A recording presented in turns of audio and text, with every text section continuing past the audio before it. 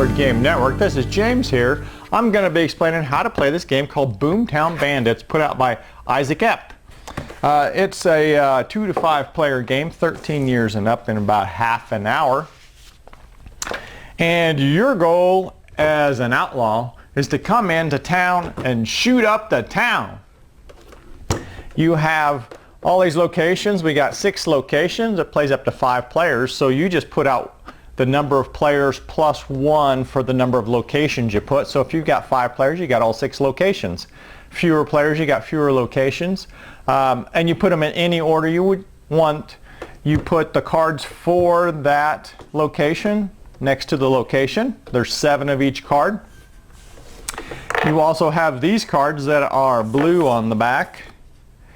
And there's 1 corresponding to each one of these locations, and there's an Own This Town card.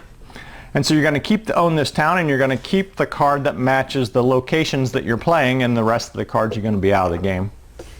But these are bonuses that you get at the end of the game for whoever has the most cards for that location. So if you have the most cards for the bank, you're going to get the bank bonus card right here, the investor. And these all have a money value to them, and you're just going for the most money at the end of the game.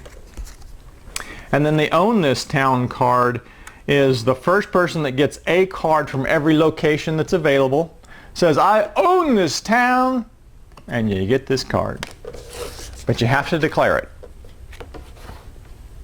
So, to determine who the start player is guess what? You spin the whiskey bottle. And whichever one is pointing to is the start player.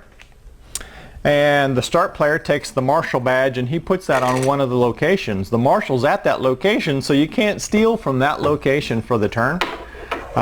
So that just gets moved around each turn. So there's 3 phases in the game. You play placement. Each person gets 2 dice and a coward die, 2 regular shooter dice and a coward die. Now the difference between them is the shooter dice have 2 bullets and 4 blank sides. The coward die has 4 blank sides, 1 bullet and 1 coward icon on it.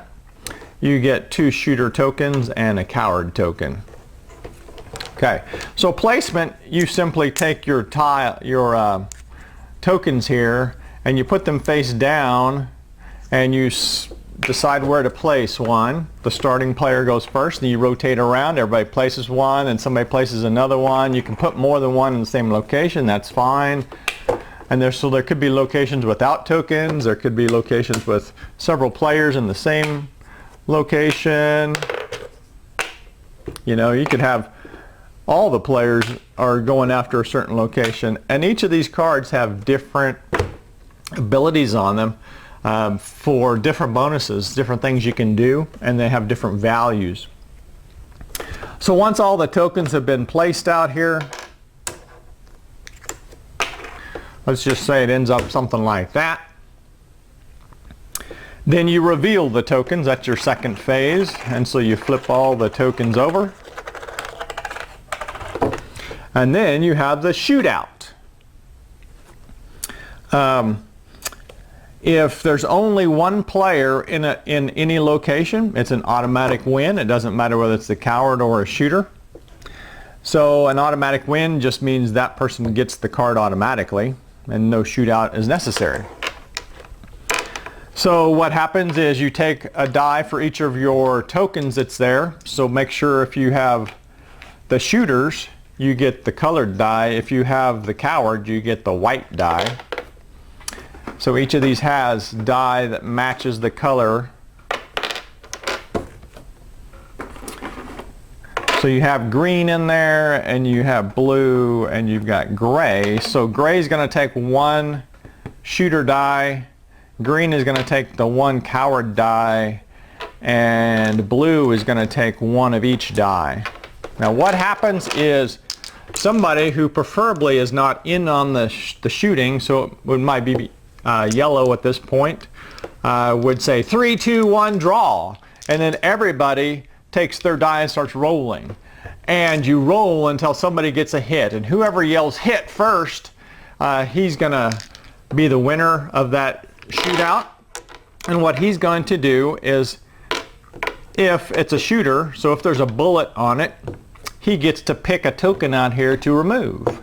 So he shot somebody, and if he's rolling more than one die, he might have 2 hits and be able to remove 2. So like if in this case where there's 2 blue, if both of those were hits, then he would end up winning because both of the other tokens would be removed. If there's only 1 hit, then he picks which one he wants to remove, and that person would remove their token, and then you start up again with a 3, 2, 1 draw, and you shoot some more until there's only 1 player left at that location. Now, if there is a coward token that gets rolled, the runaway token, in the case of even if you get a coward token, you're still going to say hit and stop the shooting, and then the coward token will run away, and then the shooting will start back up again with a 3, 2, 1 draw. In the case of where there's a tie, where 2 people or more people yell hit at the same time and nobody can determine who the winner is, it was a tie. If somebody rolled the coward, then that person runs away anyway. But the tie, you just simply start over and start re-rolling again. So whoever eventually ends up being the last player in there gets a card, and that card has some kind of ability here. So this one says draw 2, pick 1 loot card as you loot any location, an unchosen card on top of the deck. So this is called brothel inspector. It's only worth 5, so it's a pretty cheap one. But anytime from now on, whoever won that card, when they win another card, they get to draw 2 cards off the deck and look at and only keep 1, but they get to pick from the 2. And these are one-time use cards, so you just keep them face down, and when you want to use them, you flip it up and say I'm going to use that, but you have to use it based on, it says play after shootout on this one. So after a shootout has happened, then you can use it. So they all tell you when you can use the cards.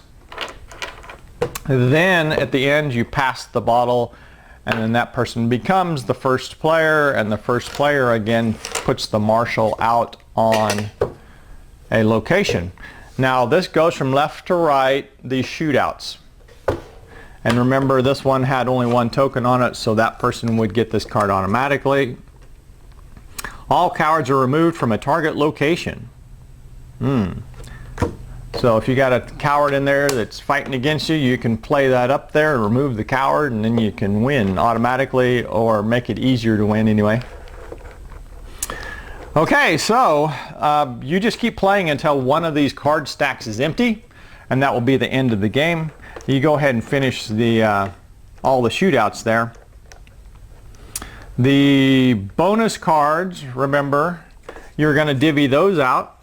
So you're going to see who's got the most trains, who's got the most mine cards, who's got the most brothel cards, and then give the bonus card out to those people. And then you're simply going to add up the value of all your cards to see who the winner is.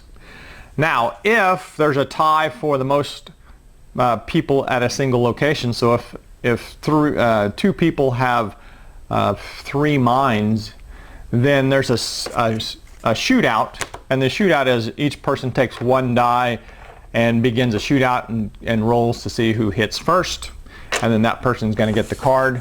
At the end, when you total everything up, if there's a tie during that, then you have a shootout with all of your dice, all 3 die, and see who can be the last person standing. So that is Boomtown Bandits. Pretty easy game, and it's definitely a fast-paced game. It'd be great for the crowd that doesn't like to sit around and think or whatever on their games, but they just want something quick and fast and a lot of action. So that's Boomtown Bandits, put out by Breaking Games. Make sure you tune into all of our videos here at the Board Game Network.